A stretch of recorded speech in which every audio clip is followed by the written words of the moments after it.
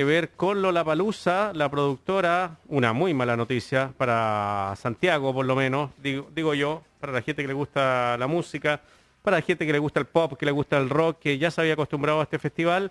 La productora dice, confirma que Lollapalooza 2022 no se va a realizar en el Parque O'Higgins. Se torna imposible, ha dicho Lotus, así que dice que se ha tornado imposible por el tema de la municipalidad. También la crítica que han tenido los vecinos y vecinas. No han anunciado hasta el momento, según tengo antecedentes, de dónde lo irán a hacer, pero por lo menos han señalado que el Parque O'Higgins ya no corre para esta actividad, estimada Lucía. A propósito de eso, es la conversación que vamos a tener ahora con la gestora cultural y exdirectora de la red de salas de teatro, Pamela López. Porque no solamente lo de Lollapalooza ha estado en la polémica, también la no autorización o la decisión de la Municipalidad de Viña del Mar Sí. de no prestar sus espacios para Puerto de Ideas, para una actividad de Puerto de Ideas, esgrimiendo que inicialmente, según denuncia el gerente de Puerto de Ideas de este festival, el vínculo con uno de los patrocinadores, que sería la Embajada de Israel. Por otro lado, se emitió un comunicado de la municipalidad señalando, entre otras cosas, que este festival, que se realiza hace 10 años en Chile y uno de los mejores, que son lo más extraño, no cumplía con los estándares que ellos solicitaban, estándares técnicos de profesionalización, digamos. Y por otro lado está lo que pasó el fin de semana también, que nos enteramos de la Municipalidad de Las Condes, que arguyendo otras razones, también decide vetar el apoyo que daba esa municipalidad al Festival Teatro a Mil. Son 3 eventos distintos, son 3 razones distintas, pero quizás hay algo en común, que es lo que nos tenemos, Censura. que es de lo que nos tenemos que preocupar. Hablemos con Pamela. ¿Cómo estás? ¿Me escuchan? Ahí sí. Ahí sí. ¿Cómo estás tú?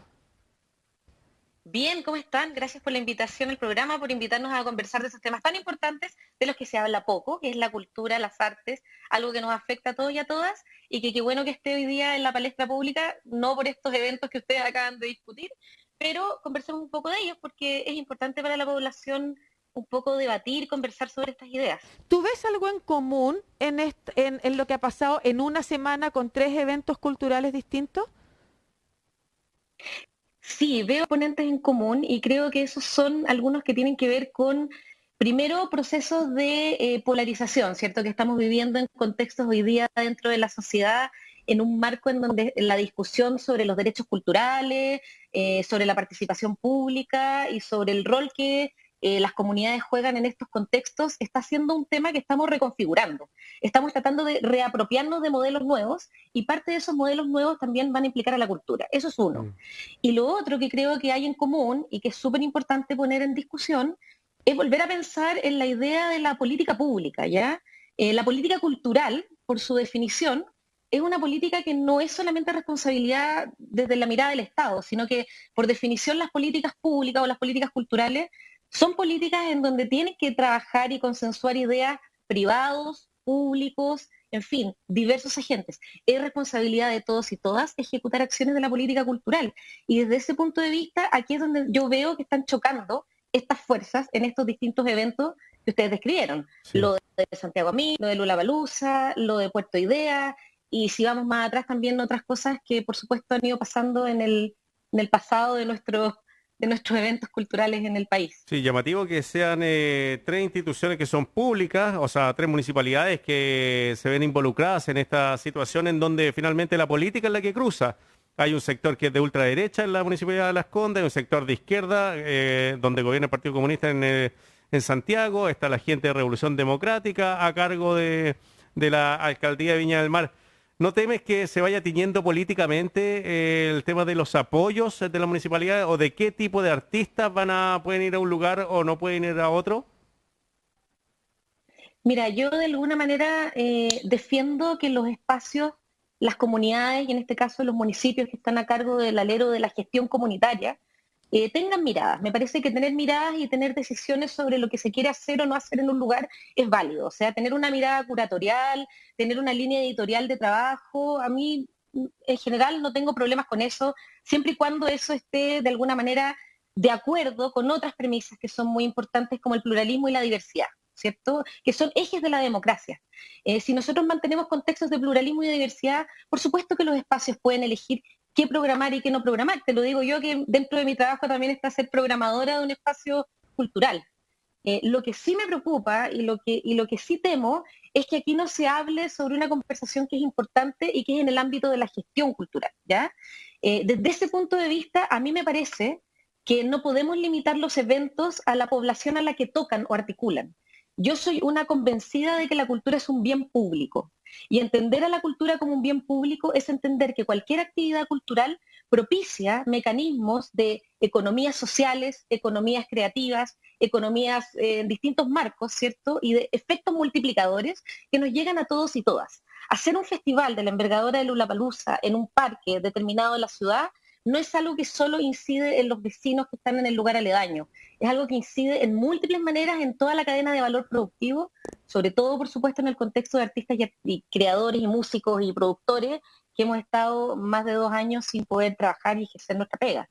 Entonces, creo en las líneas curatoriales y creo en la posibilidad de tomar decisiones, pero me preocupa un poco que eso siempre siga una mirada democrática de pluralismo, ¿cierto? Y de un contexto de que los estados, los municipios y la política cultural refiere a todos y a todas. Y desde ese punto de vista del pluralismo, y tomando un poco la pregunta de Marcelo, porque a mí me parece súper interesante lo que tú acabas de poner y que es sobre la mesa, y que es decir, un evento cultural no solo es beneficioso para los vecinos o no beneficioso para los vecinos. Y ahí es donde uno tiene que poner sobre la mesa distintas como indicadores que nos permitan equilibrar los puntos de vista a favor o en contra que puedan haber. La pregunta, porque es lo que está en discusión hoy, es que, independiente de cuáles sean las razones que se esgrimieron en el caso de la Municipalidad de Las Condes, que supuestamente se habrían dado, según denuncia, en el caso de la Municipalidad de Viña del Mar, el presidente de Puerto Idea, o las razones por las que las concejalas que se negaron a la realización, todas tienen una mirada política ideológica, porque yo creo que la política pública tiene que tener política, o sea, la política tiene que ver con la convivencia, todo Sí, es pues, política, por en fin. supuesto. Solo que en este caso parece que hay una política ideológica, una mirada ideológica específica en cada uno de los casos que impide o que quiere impedir que un evento se realice o que un apoyo se dé. Entonces, mi pregunta es si tú ves eso en estos casos o si ves solo como problemas de desconocimiento respecto de lo que la gestión cultural tiene que hacer en el marco de la política pública. Veo un poco de ambos, Lucía. Veo un poco de desconocimiento, en parte porque, tal como dices tú, hay múltiples indicadores a nivel mundial, ¿cierto?, que existen para poder hablar de los efectos multiplicadores de un evento cultural. Pero también veo un poco de sesgos de ideología en torno a algo que puse ayer en un Twitter, digamos, que tenía que ver con el concepto de las guerras culturales, ¿no? De esta idea de poder pensar en una línea de debate que es muy clara y que tiene que ver con esto, tiene que ver con la taxación y los impuestos y dónde esos impuestos se dirigen y por qué, ¿ya? Y es una pregunta que no solo se ha hecho al alero de la cultura, se hace al alero de la educación, se hace al alero de la religión, se hace al alero de otro tipo de actividades también. Lo que a mí me parece interesante acá es que nuestro sistema cultural en Chile, nos guste o no, o queramos cambiarlo, modificarlo, es un sistema mixto de financiamiento. Lo que nuestra política pública ha propiciado, ¿cierto?, en los últimos años, es buscar la estrategia de trabajo conjunto entre los sectores privados y públicos. Si esa es la estrategia, ¿cierto?, y si ese es el camino que queremos abordar, o si queremos otro está bienvenido, pero si ese es el camino que estamos abordando hoy, a mí me parece que coartar o no permitir, ¿cierto?, que hayan flujos de distintos formatos, ideologías, contextos, diversidades, no es algo que corresponda, porque de ser así entonces estaríamos frente a lo unilateral, no sé cómo decirlo, unitario, y creo que eso no nos sirve a nadie, porque Chile ha comprobado en el último tiempo ser un país diverso. A mí me duele mucho ver no solamente la discusión que se forma en las redes sociales, y más que las decisiones políticas que se toman, me duele mucho a veces ver a las personas que contestan esos tweets.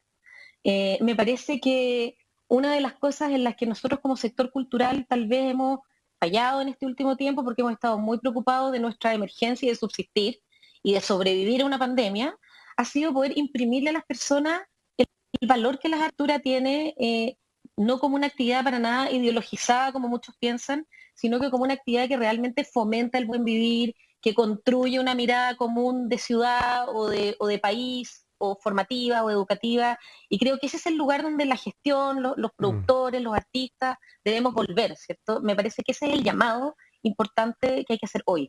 Pamela, una de las discusiones que se armó también alrededor de lo de Lollapalooza, pero tiene que ver con estas otras dos situaciones también que estamos conversando, es la presencia de privados. Para atacar a Lollapalooza decía que los que auspiciaban este programa se hacían multimillonarios, situación que en la Municipalidad de Las Condes decía que no iban a financiar Santiago a Mil porque habían cierto tipo de obras, y en Viña del Mar que no iban a aceptar la plata o el Puerto de Ideas porque está la Embajada de Israel detrás del aporte con dinero.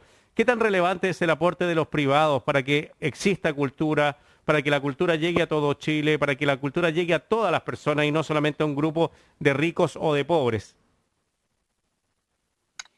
Es súper importante. A mí me cuesta, yo no conozco los detalles presupuestarios de cada uno de estos eventos en particular, como para poder hacer un comentario más profundo respecto a sus aportes. Pero sí te puedo decir que me cuesta mucho creer, eh, por los años de experiencia y por el trabajo en cultura, me cuesta mucho creer que un evento cultural reditúe de una manera en la cual las personas se estén haciendo millonarias, digamos, desarrollándolo, gestionándolo. Usualmente los eventos culturales son eventos deficitarios, ¿ya? Y son eventos que necesitan propiciar mecanismos diversos de financiamiento.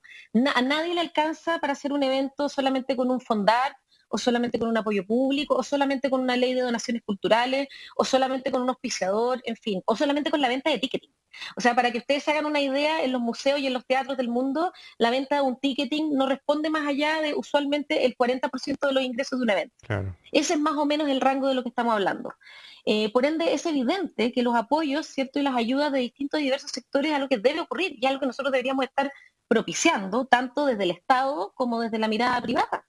No creo que nos estemos haciendo un favor entre el sector, ¿cierto?, al andar cuestionando, digamos, los recursos que, por supuesto, proceden desde distintas fuentes. Obviamente que todo esto tiene un marco y evidentemente la ley de donaciones tiene su marco que resguarda cómo se dona, cómo se taxa o cómo se tributan ciertos impuestos en relaciones a ciertas ocasiones. Creo que ese es un mecanismo que funciona, que es efectivo y que obviamente es una herramienta que hay que usar.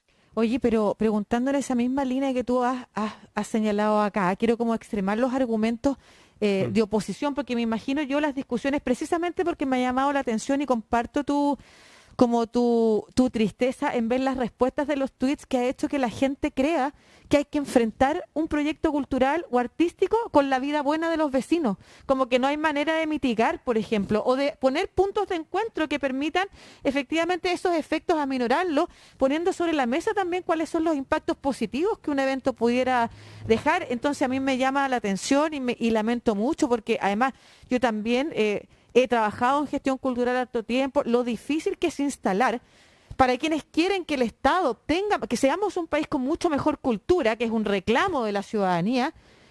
Tenemos que generar la sensación de que hay una ciudadanía defendiendo los espacios de expresión artística, independiente de cómo sean, por supuesto que haciéndonos cargo de que se hagan de buena forma, de que paguen sus impuestos si los pagan, o que respondan a las normativas del sector, ¿no es cierto? Pero quiero como avanzar en el argumento porque tú decías, porque las actividades culturales requieren de una combinación de fondos, porque la normativa en Chile ha impulsado que la política pública se complemente con la contribución del privado, entonces tenemos que aceptar que nos financie una embajada X, una marca, no sé qué, porque esto no es solo la embajada, la marca, la minera, en fin. Yo me imagino ese argumento en las redes sociales y me imagino respuestas del tipo, bueno, pero es que entonces el Estado se haga cargo nomás y que no tengan que haber privados. Pero que si el Estado se haga cargo, significaría entonces que el Estado mismo pudiera tener, claro, pero pudiera tener efectivamente entonces permisos para decir qué tipo de cultura o actividad artística decide tener, y entonces quien está en el poder de turno puede decidir qué apoya o qué no apoya, o es mejor que defendamos la idea de que no hay actividades que tengan que ser vetadas, como culturalmente o artísticamente. Ese es el espacio en donde más se tiene que encontrar la discusión. ¿Cómo funciona el arte como un espacio de discusión política? el arte es político, es un espacio de debate político. Y lo que tú dices es cierto. Y yo creo que esa mediación entre distintas comunidades o agentes que participan de un evento cultural de manera activa o pasiva, porque tú puedes ser el vecino que está al lado del evento y estás participando del evento de alguna forma, el evento te está interrumpiendo de alguna manera.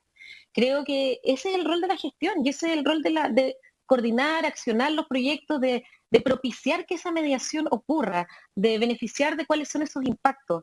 Y por otro lado también, Lucía, yo soy una convencida de que el vínculo del privado con la cultura no es solo plata, ¿me entiendes? No es solo financiamiento. Los lugares y los vínculos del privado con la cultura pueden ir mucho más allá de eso, hasta construir diversos caminos, como ocurre en otros países del mundo, que son, por ejemplo, construir caminos comunes de filantropía, ¿cachai?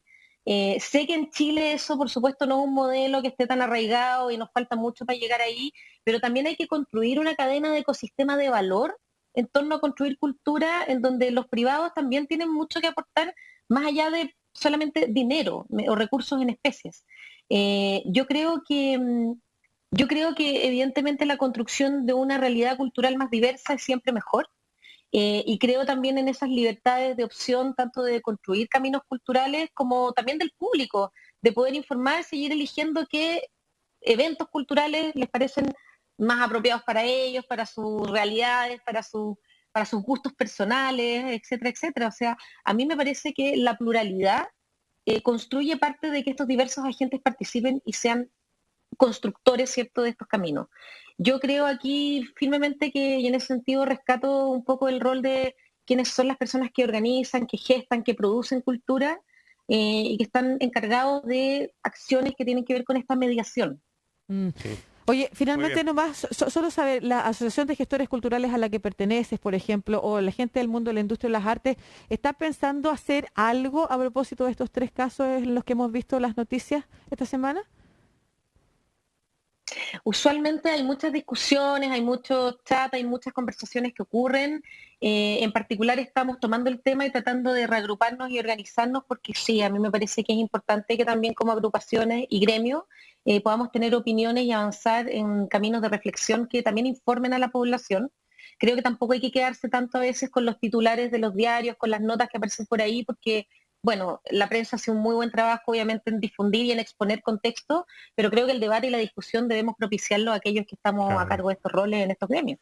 Muy bien, Pamela, ¿ah? Muchas gracias por tu tiempo y también por tu opinión, que es tan relevante en estas temáticas que, bueno, tienen preocupado, yo creo, a todo el mundo de la cultura, sobre todo después de saber que se generan solamente en Lollapalooza más de 9.000 empleos y que han tocado las mayores y la mayor cantidad de bandas chilenas en un festival internacional que le ha permitido externalizarse, ir a otros países a tocar. Bueno, todo eso lo perdimos, por lo menos en el Parque O'Higgins. En el Parque O'Higgins, que es además desde donde se emite la carta que leímos la otra vez, la Sí, pues. cantidad de agrupaciones juntas de vecinos del sector diciendo lo beneficioso que era para ellos y que finalmente, bueno, se entiende que hayan decidido en la productora también que no pueden esperar que se acepten todos los permisos, luego se produzca un plebiscito para tomar la decisión. Hay que salir a hacer el festival a otro lado y pierde probablemente también una buena cantidad de Sí, recursos pues. la Municipalidad de Santiago. Un abrazo. Pamela López, gestora cultural, exdirectora de la Red de Salas de Teatro y directora de programación del GAM, muchas gracias por esta conversación. Un abrazo. Chao.